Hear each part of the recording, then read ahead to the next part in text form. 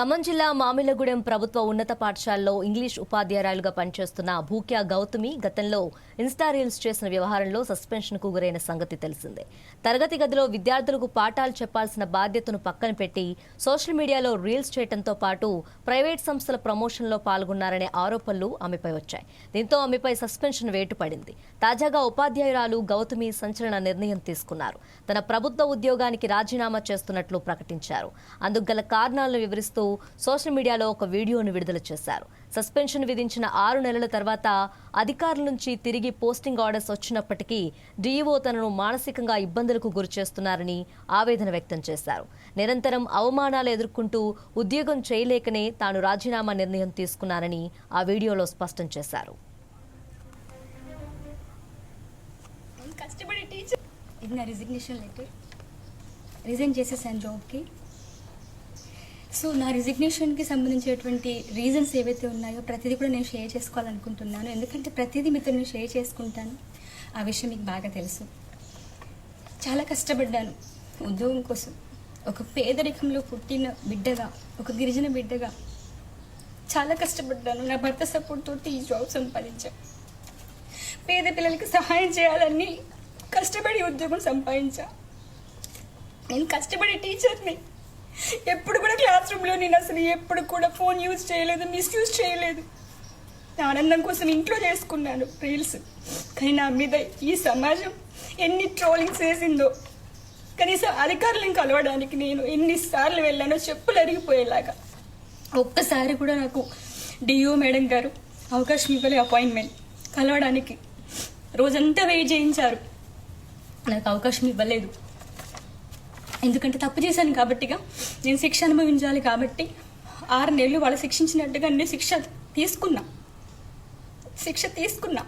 ఎందుకంటే తెలుసో తెలియక చేశాను తప్పులు అందరూ చేస్తారండి, ఎవరు చేయట్లేదండి. ఒక గిరిజన బిడ్డని, నాకు అవగాహన లేదు, నేను చేసా తప్పు. ఒప్పుకున్నా కూడా బయటకు వచ్చి చెప్పిన నేను. అయినా కూడా పెద్ద పెద్ద తప్పులు చేసిన వాళ్ళందరినీ కూడా తొందరగా జాబ్లో తీసుకున్నారు. నన్ను 6 నెలలు ఉంచారండి. నా బిడ్డలకి దూరం చేశారు. స్కూల్ పిల్లలు ఫోన్లు చేసి ఏడ్చారు తెలుసా. మేడం మాకు నేర్పించిన ఇంగ్లీష్ అంతా పోతుంది, మేము ఎగ్జామ్స్ ఎట్లా రాయాలని అన్నారు. పిల్లల కోసం ఫైనల్ ఎగ్జామ్స్ కన్నా నన్ను రివోక్ చేస్తారు అనుకున్నా. నన్ను రివోక్ చేయలేదు. ఆ మేడం గారు నన్ను తిట్టారు.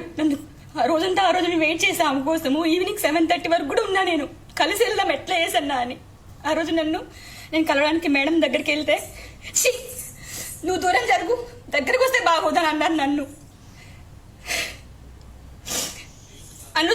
మీరు అనొచ్చు ట్రోలింగ్స్కి భయపడి, దానికి భయపడి, దీనికి భయపడి, నీవంటే నీకు తెలీదా, నువ్వెందుకు ఇంత కష్టపడి చేసిన ఉద్యోగాన్ని, సంపాదించిన ఉద్యోగాన్ని ఎందుకు నువ్వు వదులుకుంటున్నావని అనొచ్చు నన్ను.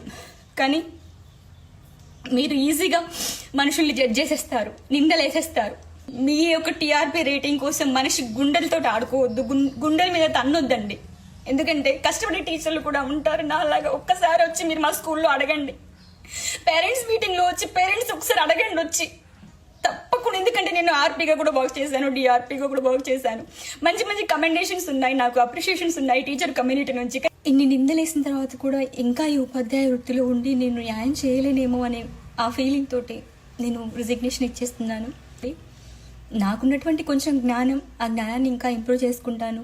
నలుగురికి ఆ జ్ఞానాన్ని పంచాలనుకుంటున్నాను. మీ సపోర్ట్ ఎప్పటికీ కోరుకుంటాను. థ్యాంక్ యూ అండి. ఇది నా రిజిగ్నేషన్ లెటర్. తాను ఎంతో పేద కుటుంబంలో జన్మించి భర్త ప్రోత్సాహం, సహకారంతో ఎంతో కష్టపడి ఈ ప్రభుత్వ ఉద్యోగాన్ని సాధించారని గౌతమి తెలిపారు. పాఠశాల వేళల్లో తాను ఎప్పుడూ సమయాన్ని వృధా చేయలేదని, ఫోన్లో కూడా మాట్లాడలేదని చెప్పారు. కేవలం ఇంట్లో ఉన్న సమయంలో మాత్రమే ఖాళీ వేళల్లో రీల్స్ చేశారని, అయితే సమాజం తనపై లేనిపోని నిందలు వేసిందని వాపోయారు.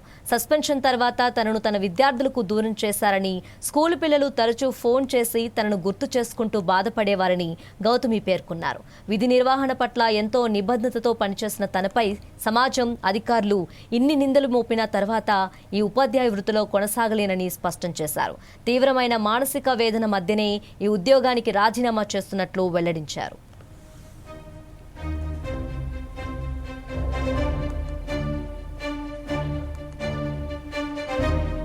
ఈ వ్యవస్థలో 12 సంవత్సరాలు ఎంతో అంకిత భావంతో కష్టపడ్డాను.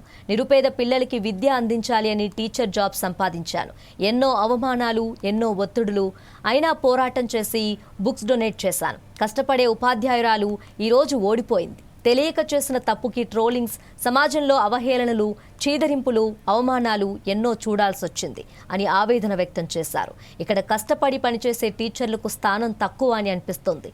టైంపాస్ చేయాలి, రాజకీయాలు నడపాలి, పాఠాలు చెప్పకుండా ఫోన్లో మాట్లాడుకోవాలి. వాళ్లకు మాత్రం స్థానం ఉంది. ఇక్కడ నాలాంటి టీచర్లకు స్థానం లేదు. కష్టపడే తత్వం నాకు శాపమయ్యింది అని ఆమె వీడియోలో వెల్లడించారు. ప్రస్తుతం ఈ వీడియో సోషల్ మీడియాలో వైరల్ అవుతుంది. రిజిగ్నేషన్ లెటర్ రిజైన్ చేసేసాను జాబ్కి. సో నా రిజిగ్నేషన్కి సంబంధించినటువంటి రీజన్స్ ఏవైతే ఉన్నాయో ప్రతిదీ కూడా నేను షేర్ చేసుకోవాలనుకుంటున్నాను. ఎందుకంటే ప్రతిదీ మీతో నేను షేర్ చేసుకుంటాను. ఆ విషయం మీకు బాగా తెలుసు. చాలా కష్టపడ్డాను ఉద్యోగం కోసం. ఒక పేదరికంలో పుట్టిన బిడ్డగా, ఒక గిరిజన బిడ్డగా చాలా కష్టపడ్డాను. నా భర్త సపోర్ట్ తోటి ఈ జాబ్ సంపాదించాను. పేద పిల్లలకి సహాయం చేయాలని కష్టపడి ఉద్యోగం సంపాదించా. నేను కష్టపడే టీచర్ని. ఎప్పుడు కూడా క్లాస్ రూమ్లో నేను అసలు ఎప్పుడు కూడా ఫోన్ యూజ్ చేయలేదు, మిస్యూజ్ చేయలేదు. నా ఆనందం కోసం ఇంట్లో చేసుకున్నాను రీల్స్. కానీ నా మీద ఈ సమాజం ఎన్ని ట్రోలింగ్స్ వేసిందో. కనీసం అధికారులను కలవడానికి నేను ఎన్నిసార్లు వెళ్ళానో చెప్పులు అరిగిపోయేలాగా. ఒక్కసారి కూడా నాకు డిఓ మేడం గారు అవకాశం ఇవ్వలే అపాయింట్మెంట్ కలవడానికి. రోజంతా వెయిట్ చేయించారు, నాకు అవకాశం ఇవ్వలేదు. ఎందుకంటే తప్పు చేశాను కాబట్టిగా, నేను శిక్ష అనుభవించాలి కాబట్టి 6 నెలలు వాళ్ళు శిక్షించినట్టుగా నేను శిక్ష తీసుకున్నా. ఎందుకంటే తెలుసో తెలియక చేశాను తప్పులు అందరూ చేస్తారండి, ఎవరు చేయట్లేదండి. ఒక గిరిజన బిడ్డని, నాకు అవగాహన లేదు, నేను చేసా తప్పు. ఒప్పుకున్నా కూడా బయటకు వచ్చి చెప్పిన నేను. అయినా కూడా పెద్ద పెద్ద తప్పులు చేసిన వాళ్ళందరినీ కూడా తొందరగా జాబ్లో తీసుకున్నారు. నన్ను 6 నెలలు ఉంచారండి. నా బిడ్డలకు దూరం చేశారు. స్కూల్ పిల్లలు ఫోన్లు చేసి ఏడ్చారు తెలుసా. మేడం మాకు నేర్పించిన ఇంగ్లీష్ అంతా పోతుంది, మేము ఎగ్జామ్స్ ఎట్లా రాయాలని అన్నారు. పిల్లల కోసం ఫైనల్ ఎగ్జామ్స్ కన్నా నన్ను రివోక్ చేస్తారు అనుకున్నా. నన్ను రివోక్ చేయలేదు. ఆ మేడం గారు నన్ను తిట్టారు. నన్ను ఆ రోజు నేను వెయిట్ చేసా ఆమె కోసము. ఈవినింగ్ 7:30 వరకు కూడా ఉన్నా. నేను కలిసి వెళ్దాం ఎట్లా చేసన్నా అని. ఆ రోజు నేను కలవడానికి మేడం దగ్గరికి వెళ్తే, ఛీ నువ్వు దూరం జరుగు, దగ్గరకు వస్తే బాగోదని అన్నారు నన్ను.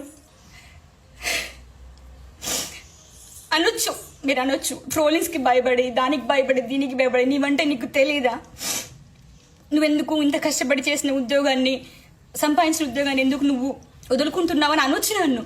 కానీ మీరు ఈజీగా మనుషుల్ని జడ్జ్ చేసేస్తారు, నిందలేసేస్తారు.